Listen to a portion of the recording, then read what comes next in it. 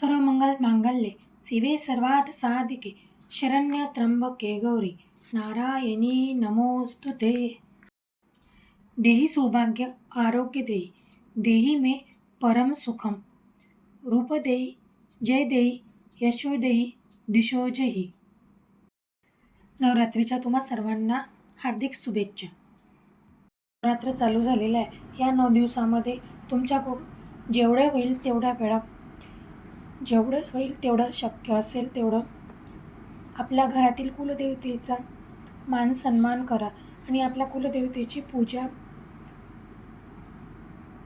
आपल्या घरातील कुलदेवतेची सेवा ही आपल्या घरातील कुलस्त्रीने करावी। या ग्रंथाचे 14 पाठ वाचन केल्याने नवचंडी केल्याचे पुण्य आपल्याला प्राप्त होते। ही सेवा चालू असताना आपल्या घरात सकाळ संध्याकाळ एक माळ 99 मंत्राची ही झालीच पाहिजे। ओम ऐं ह्रीं क्लीं चामुंडाय विच्चे हा मंत्र म्हणून आपल्या घरात एक माळ सकाळ संध्याकाळ एक माळ जप करावा। श्री दुर्गा सप्तशतीचा पाठ पूर्वाभिमुख बसून करावा। बसण्यासाठी दशा नसलेले आसन घ्यावे। अंगावर शुद्ध वस्त्र घालून सोवळे असावे। ग्रंथ ठेवण्यासाठी पाट असावा। हातात घेऊन ग्रंथ वाचू नये। सप्तशतीचा पाठ स्वतःला ऐकू येईल इतक्या मोठ्याने वाचावा। मनातल्या मनात वाचू नये। पाठ वाचन करताना एका लयीत, एका आवाजात चढ उतार नसावा। योग्य छंदात करावा। पाठ वाचन चालू असताना हालू डोलू नये। मध्येच कुणाशी बोलू नये। पाठ पूर्ण होईपर्यंत उठू सुद्धा नये। जांभई, शिंक, डेकर आल्यास